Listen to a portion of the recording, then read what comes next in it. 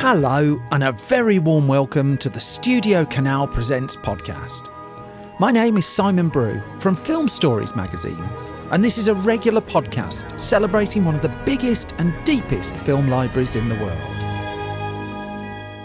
STUDIOCANAL's extensive library of over 6,000 films brings together cinema from around the globe. There are acclaimed international hits such as A Girl Walks Home Alone at Night and Pan's Labyrinth, gems you might have missed such as Blue Valentine and The Breadwinner, or how about a dash of sci-fi with Doctor Who and the Daleks or Terminator 2 Judgment Day. We're going to be doing our best to explore it all in this podcast.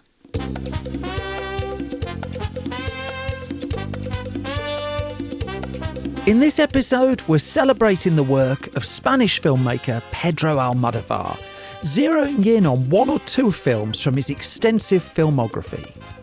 I'm going to be joined by pop culture writer and critic Kayleigh Donaldson, who's also a huge fan of his work.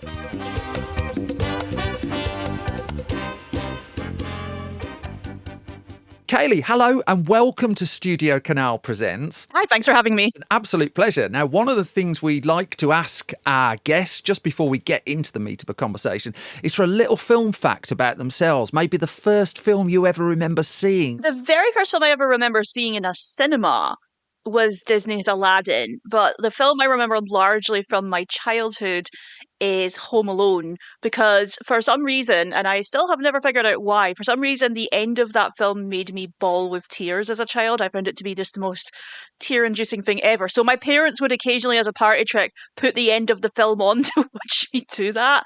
So that was my first huge emotional experience with a film, was watching the guy next door to Macaulay Culkin reunite with his granddaughter. So it might explain a lot about me psychologically today, but I don't want to look too into that. Kayleigh, there is so much to unpack there. If STUDIOCANAL ever pick up the rights to Home Alone, I'm getting you back on this podcast and we can get an hour out of that. We are here to talk about the brilliant Pedro Almodovar. And just to get us going, for those new to him, can you tell us basically who he is and why you're such a fan of his work? Pedro Almodovar is probably the most famous director coming out of Spain right now and for the past 30 years. He's certainly the most famous currently working Spanish filmmaker to people outside of Spain. He's really known for making very Hollywood-inspired melodramas that tend to focus on the lives and concerns of women. He's famous for working largely with people like Penelope Cruz, Antonio Banderas, Carmen Maura, and Rosie De Palma. If you're a big fan of things like Joan Crawford melodramas from the 40s, you see those fingerprints all over his work today, even though he's made stuff as varied as films about drug-taking nuns, forced gender transition surgery, air stewards losing their minds on a long flight, things like that. He covers such a wide variety of ideas,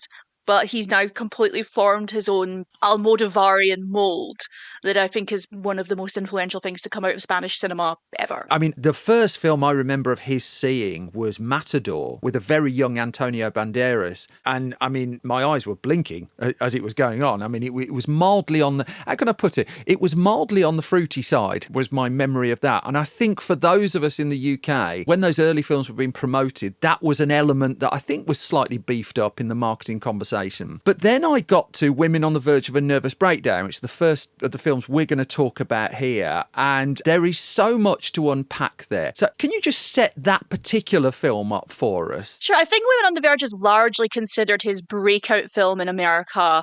It's the one that sort of cemented to people who Pedro Almodovar was. It's a screwball comedy, drama, romance that focuses largely on a TV actress who dubs American films into Spanish. Her boyfriend has just broken up with her and she is on the verge of a nervous breakdown.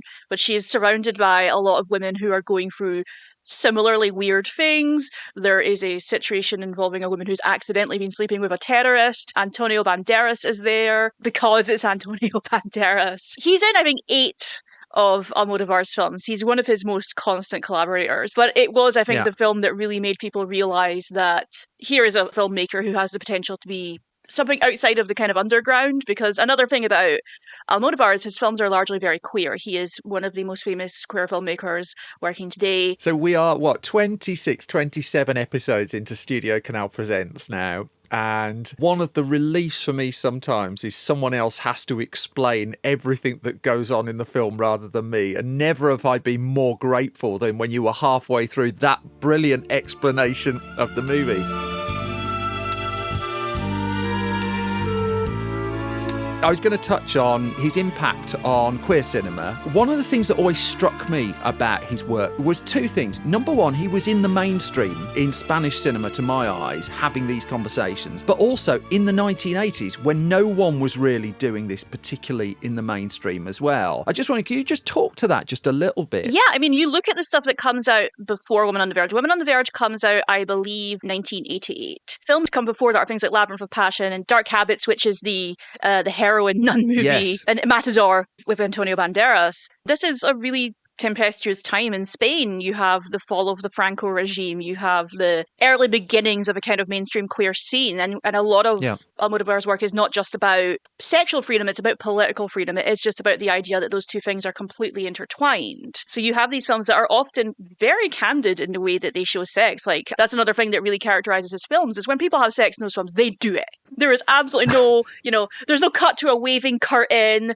There's no, like, slow jazz music playing to soften the moment. They are just, it is raw, it is messy, it is, when we get to Kika, we'll talk about it, it is often very difficult to watch. But you think about what it must have been like to see a film like that after a period of intense political censorship at a time of intense homophobia. Not that that went away in Spain in the 80s, but certainly the nerve, I think, of Pedro is one of the things that's always made him stick around, even when he became more kind of mainstream and quote unquote acceptable. He's an Oscar winner now. He's won pretty much every major award in like European film festivals.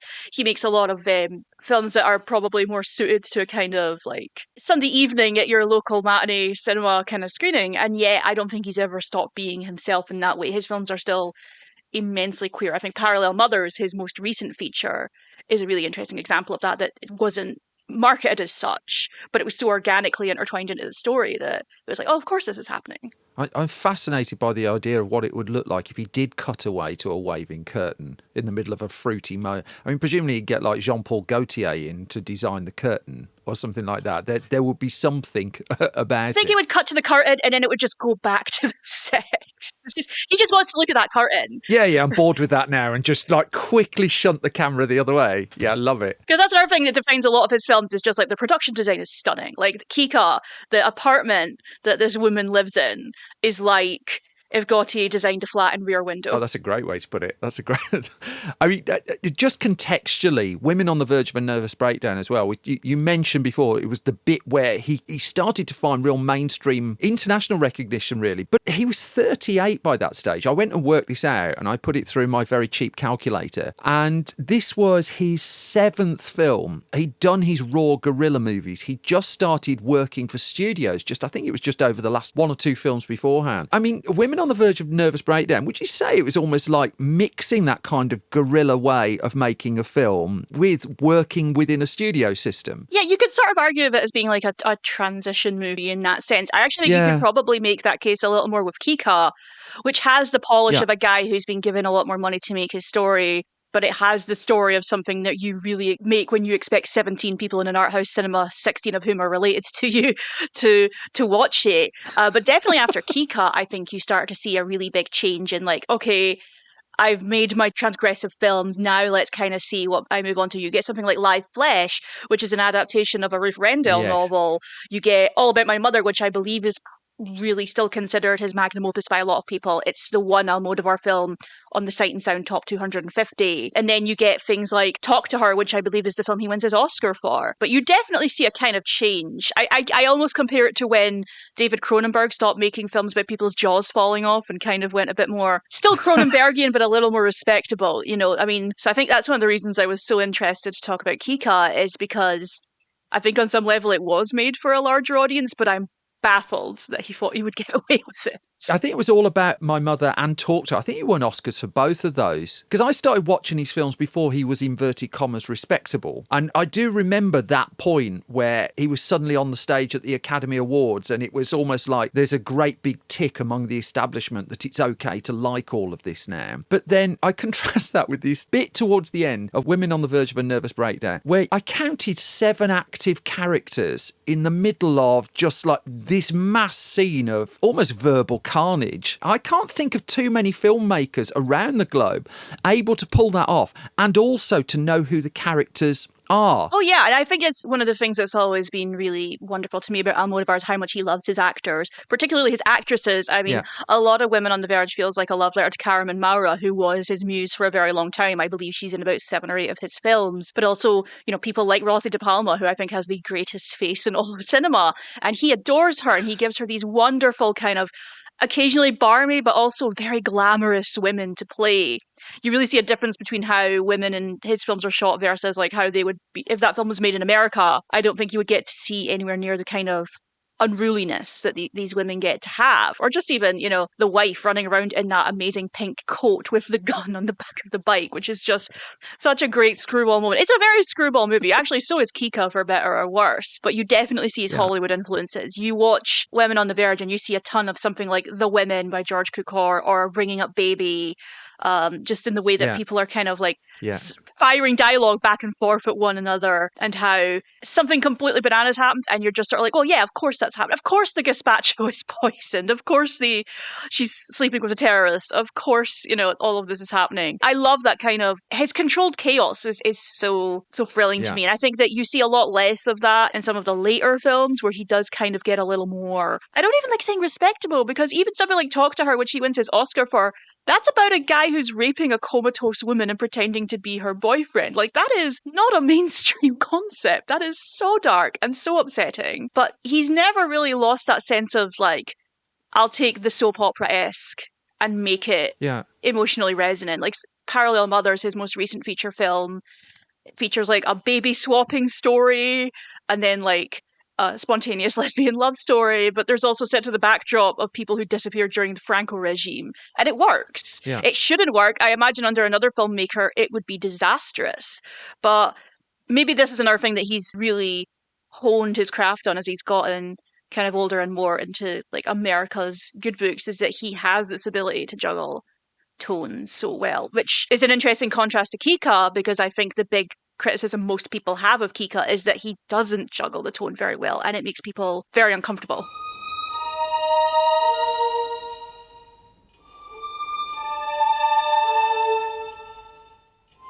I do want to just touch briefly on something you've said about the love of Hollywood, the love of early Hollywood, because going back to Women on the Verge of a Nervous Breakdown, just for one more second, the colour scheme of it is leaning so heavily into the artifice of film. Can you talk about that just a little bit? I mean, I've watched Women on the Verge of a Nervous Breakdown now a couple of times, and it's just like the better the telly I've got over the years that I've watched it on, the brighter the colours are just beaming out of the screen at me. Yeah, it's Douglas Sirk-esque saturation of the screen, the idea that if the emotions are going to be big, then why shouldn't everything else kind of be big? And it's not that the acting is necessarily huge. Actually, like, Carmen Maura is Yeah. extremely restrained. She is sort of the ultimate straight woman in this film, where she is surrounded by lunatics.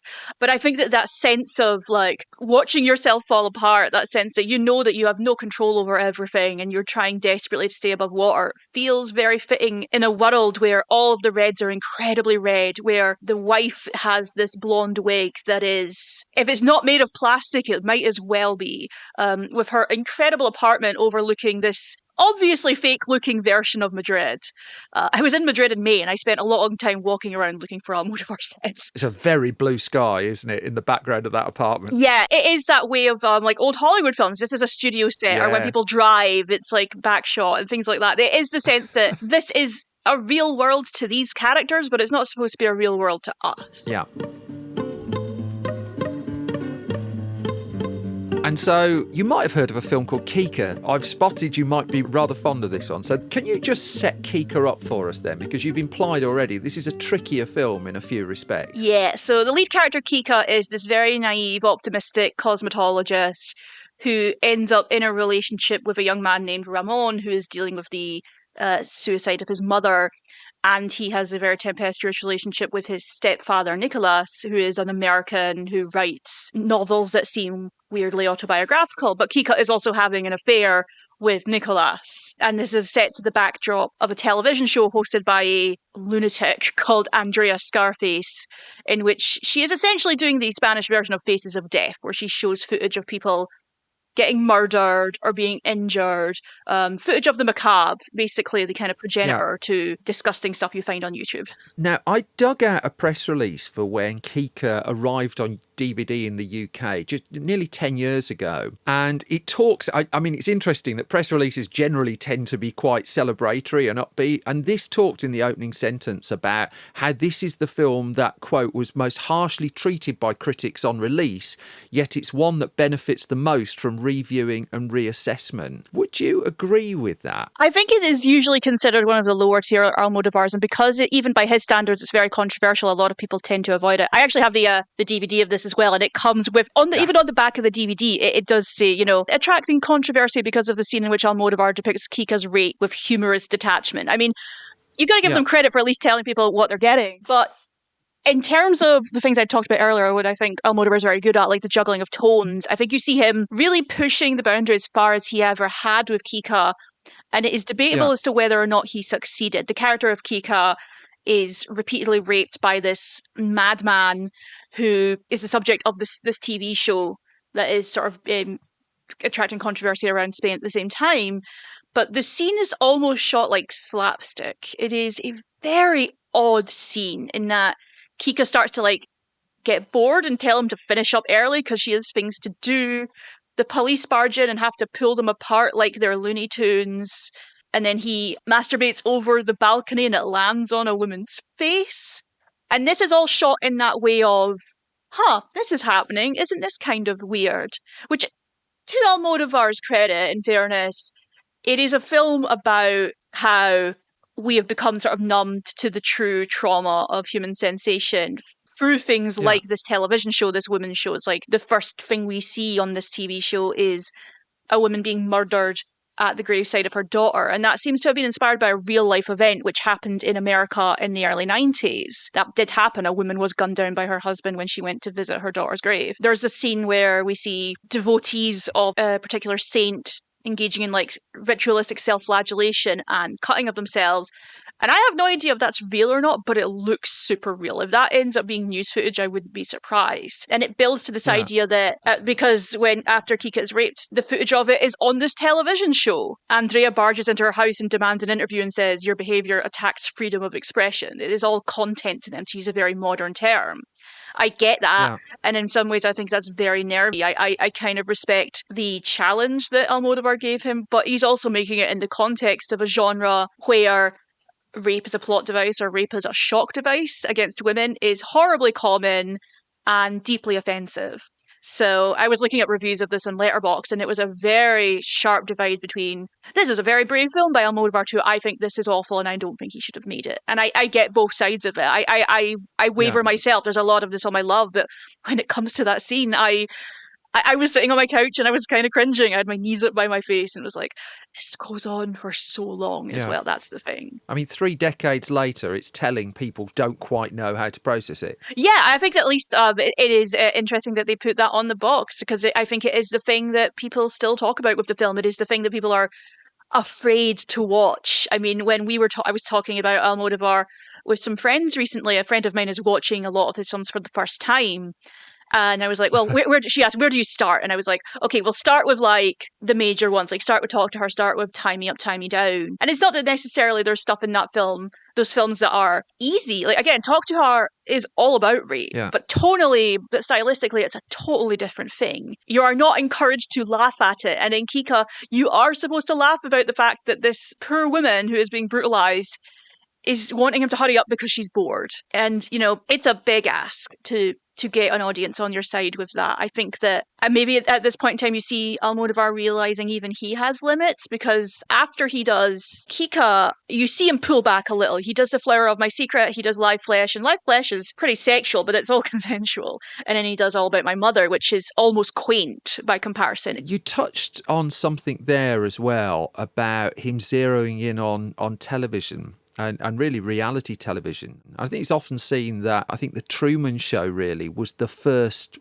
film to properly examine reality TV, but that followed like 5 years after Kika. Whereas with Kika, I mean, the whole capturing reality television so far ahead of anyone else, the foresight of it's extraordinary. Yeah, I think if there's any reason to watch Kika if you are on the fence, I really do think that its prescient nature in tackling not even just reality TV, but I think like the contentification of everything, which we talk about a lot now in the era of like social media and influencer culture, and this idea that everyone's life is something that can be packaged and sold, whether it's, your house can be an Airbnb, your car can be an Uber. So in this situation where Andrea Scarface, who is dressed entirely in Gautier and like the most incredible over the top outfits, is conducting this TV show that she sees as, at least she presents to her audience as being like an act of integrity, an act of honesty.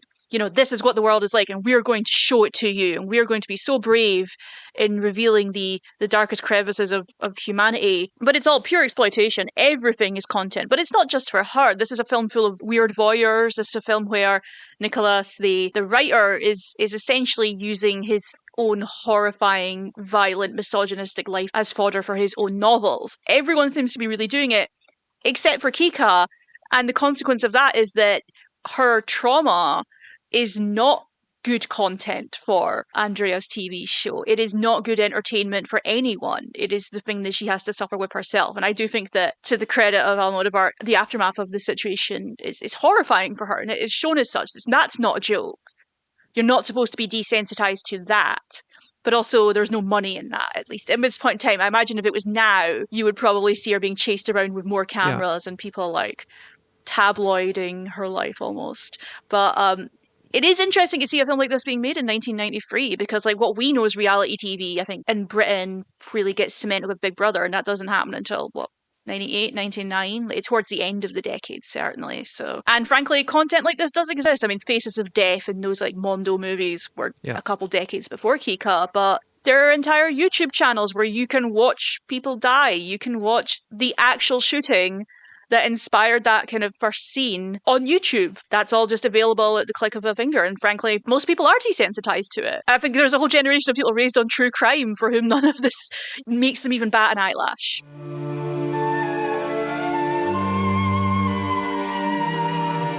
You touched on your friend who's just getting into the work of Pedro Almodovar. I'm just curious, if you can just briefly, how would you introduce just some of the really early stuff? How would you introduce like Labyrinth of Passion and Dark Habits and What Have I Done to Deserve This? Law of Desire, films like that. Would you direct people that way? It's maybe more accessible to start with the glossier stuff, the things that had, good cameras and where he really knows who he is. If you like that, if you like 100% Almodóvar, then you kind of branch out. Like, it is a process. And I think that's the exciting thing about discovering a filmmaker, is you get to go deeper into their psyche. You get to go deeper into watching them figure out who they are and find the tools, find the actors, get better at these things.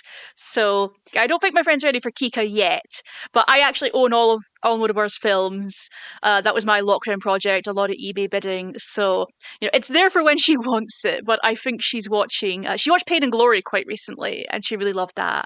So I'm not sure where she wants to go next. I will have to find one for her. Finally, on Pedro Almodovar, what would you say happened when the rest of the world seemed to notice him? We talked about Women on the Verge of a Nervous Breakdown being this transitional film in his career just because he was noticed at that point. How did that affect his work, say, in the 10 years afterwards leading up to All About My Mother? With a lot of non-American, non-English filmmakers, you do get the sense that the industry sees him as like the representative of the entire country. Like when Parasite became a phenomenon, I remember seeing posts like, if you liked this, watch these other Korean films. And it's, a whole slew of Yeah. things that really have nothing in common with Parasite. It would be like, a friend of mine said, it would be like saying, hey, you really liked watching The Godfather, here's other American films, and you have like the Transformers films on the list, you know. It's really easy to reduce a nation and its incredible array of cinema and art and so on to the eyes of like a handful of films that you can get on DVD in this country, you know. But with Almodovar, I think just because a lot of his work is so Hollywood in its inspirations, and films that are like women's melodramas, films that are interested in the internal lives of just really strange people. So after Women on the Verge, you see him working with Yeah. those faces that you see a lot that are very familiar to us. Like Antonio Banderas starts to break out in the late 80s, early 90s. There's a moment in Truth or Dare, the Madonna documentary, where she's hitting on Antonio Banderas and she describes him as the guy from the Almodóvar movies. So that's how figures like him break out. Figures like Javier Bardem, who's in Live Flesh, Penelope Cruz, who's in many of his films. But you see him honing his craft more, as you want with any filmmaker. You see him sort of pushing himself, but also refining what it means to be him. So by the time you get to Yeah. his most recent feature film, Parallel Mothers, there's so many things that we just now define as the Almodovar-esque. And I think it's going to be so interesting to see his new film, The Room Next Door, which comes out, I'm seeing it hopefully at Toronto next month, because it's his first feature film in English. Like, does everything he is so wonderful at translate to a language that is not his first language? Does it translate to working with people like Tilda Swinton and Julianne Moore? Does his Hollywood sensibility translated through a queer Spanish lens work when he puts it back into Hollywood? I'm cautiously optimistic, even though I was not really a fan of his short Strange Way of Life with Pedro Pascal and Ethan Hawke. I am still concerned about.